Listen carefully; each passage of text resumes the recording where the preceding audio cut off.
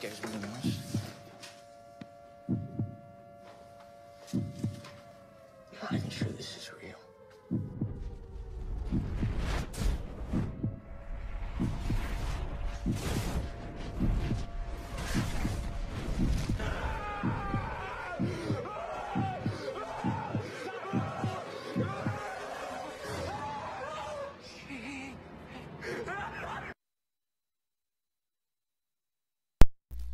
Shalom.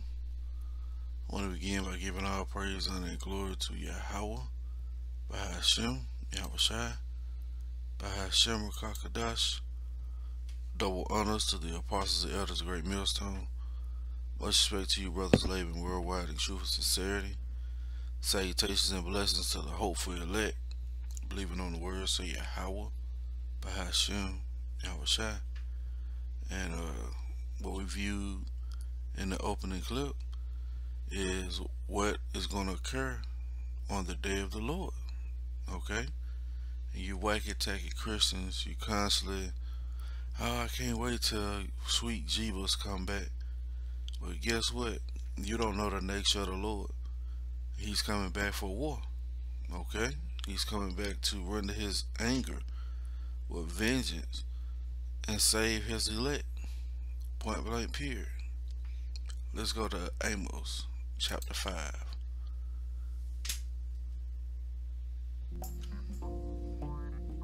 Amos chapter 5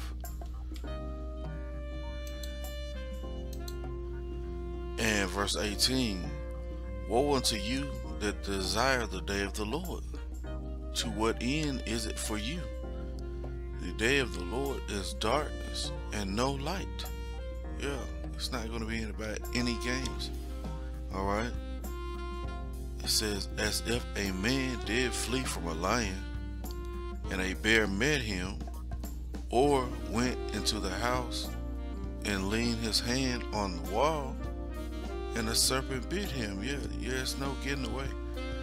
There's no getting away from the Lord Yahawashi. Alright? It says, shall not the day of the Lord be darkness and not light, even very dark, and no brightness in it? Yeah, it's going to be nothing but despair. Alright, to those who are the enemies of the Lord Yahawashi. Alright, and that's 2/3 of our people. And Esau Edom, the so-called white man. Let's go to the book of Amos. Chapter 2. We'll start at verse 12. As we see, a day of reckoning coming, and it is a day of reckoning coming. Alright, you're not going to get away with all the atrocities you committed upon the children of Israel. Okay, there's a payment. Alright, the tab has already been written, and you got to pay that bill. This is Isaiah chapter 2 and verse 12. For the day of the Lord of hosts, yeah, the Lord of armies, Yahawashi, okay, shall be upon every one that is proud and lofty. We already know who the proud is, okay, and upon every one that is lifted up, and he shall be brought low. Yeah, 2/3 of our people have that same contempt for the words of the Lord. All right, high-minded, proud. And that's what's going to be ultimately their downfall, right? It says, upon all the cedars of Lebanon that are high and lifted up, and upon all the oaks of Bashan. And you know, in scripture, trees are known as men. Alright, and this Lebanon, who is exalted right now, is Esau Edom. He's on high. And the Lord is going to bring them down low. And upon all the high mountains, see, mountains are governments, and upon all the high mountains, and upon all the hills that are lifted up, yeah, with pride, okay, and upon every high tower, and upon every fenced wall, upon all the ships of Tarshish, upon all the pleasant pictures, yeah, everything's going to get it. There's no getting away from Yahawashi. And the loftiness of man shall be bowed down, and the haughtiness of man shall be made low, and the Lord Yahawashi alone shall be exalted in that day. And you're gonna really be made known who Yahawashi is. Alright, his name is gonna once again be declared. Okay? And it's not gonna be any getting away. You know, if Yahawashi ain't with you, guess what? You're done. Let's go to 2nd Ezra chapter 7. And verse 42. He answered me and said, this present life is not the end, where much glory doeth abide. Yeah, this present age, eon, okay? There's nothing to glorify here. Why? Because this is Esau's kingdom. This ain't the kingdom of Yahawashi, right? Therefore have we prayed for the weak. But the day of doom shall be the end of this time. Yeah, the day of the Lord, which is the day of doom. And the beginning of the immortality for to come. Yeah, those new bodies. Wherein corruption is past, intemperance is at an end, infidelity is cut off, righteousness is grown, and truth is sprung up. Then shall no man be able to save him that is destroyed, nor to oppress him that have gotten the victory. Yeah. The Lord said what? He that endures to the end, the same shall be saved. So in this, you being saved through the Spirit of power, Yahawashi. Okay? Yeah, I had got a phone call. Let's read this again. This is 2nd Ezra chapter 7 and verse 43. But the day of doom shall be the end of this time, and the beginning of the immortality for to come, wherein corruption is past, intemperance is at an end, infidelity is cut off, righteousness is grown, and truth is sprung up. Yeah, the day of the Lord, when all these things are going to be refreshed. Alright, because we know the Lord said he's going to come as a thief in the night. He's going to catch all these people who haven't been watching, who don't have eyes to see, basically, off unawares. Right?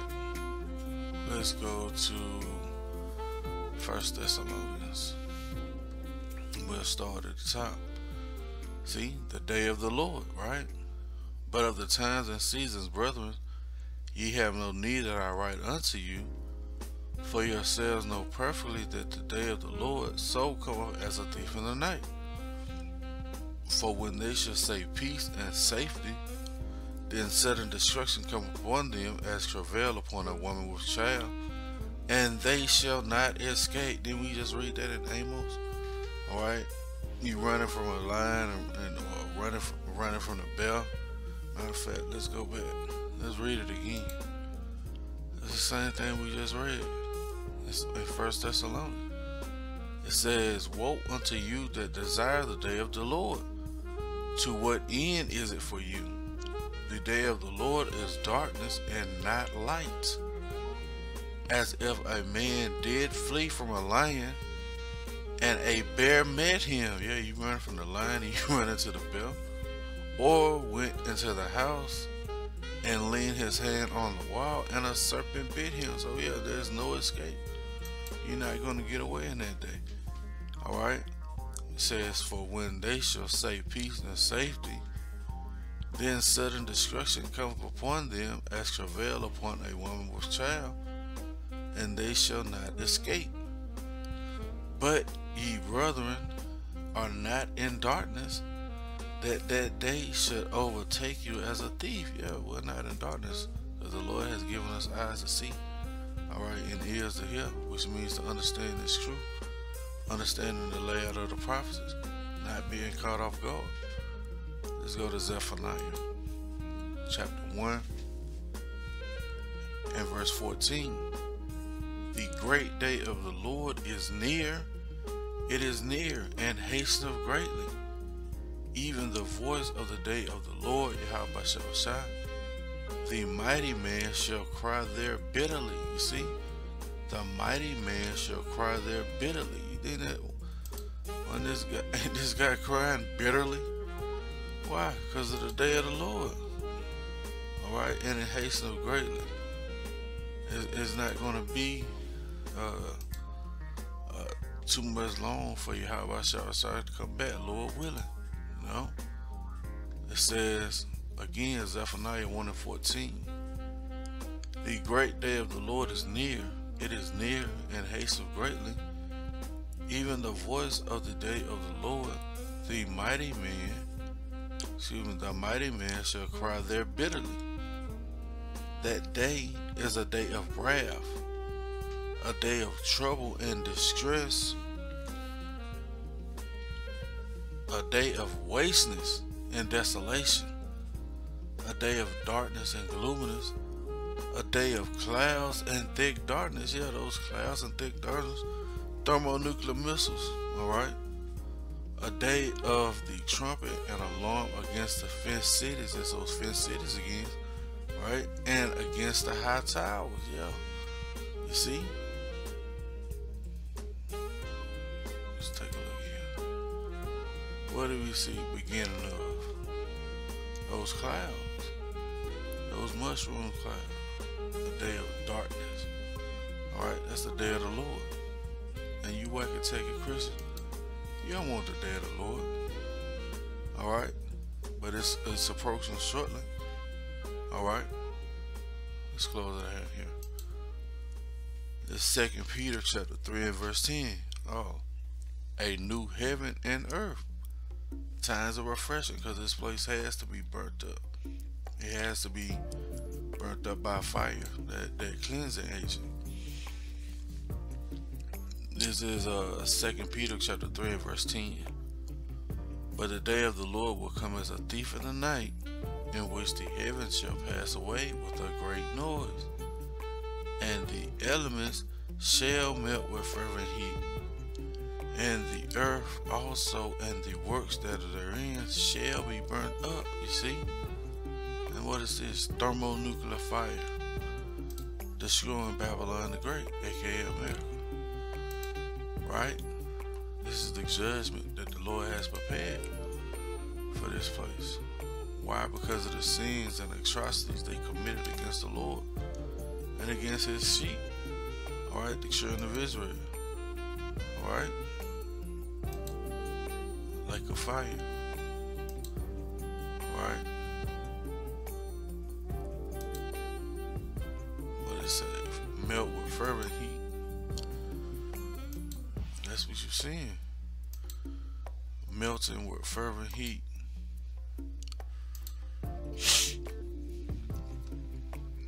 Second Peter chapter 3 and verse 11. Seeing then that all these things shall be dissolved, what manner of persons are ye to be in all holy conversation and godliness, looking for and hastening, that's the hastening again, unto the coming of the day of the Most High, when the heavens being on fire, the rulership, shall be dissolved, and the elements shall melt with fervent heat. Nevertheless, we, according to his promise, look for new heavens and a new earth wherein dwelleth righteousness. And that's what we're going to look for when the day of the Lord, the times of refreshing. Alright? That's going to be it for the lesson. Lord willing, it's been edifying. I want to give all praise, honor, and glory to Yahawashi. Bahasham, Yahawashi, bahasham, qadash. Double honors to the apostles, the elders of Great Millstone. Much respect to the brothers living worldwide in truth and sincerity. Salutations and blessings to the hopeful elect, believing on the words of Yahawashi, bahasham, Yahawashi. Lord willing, coming to you a lesson. Till the next time, I say shalom.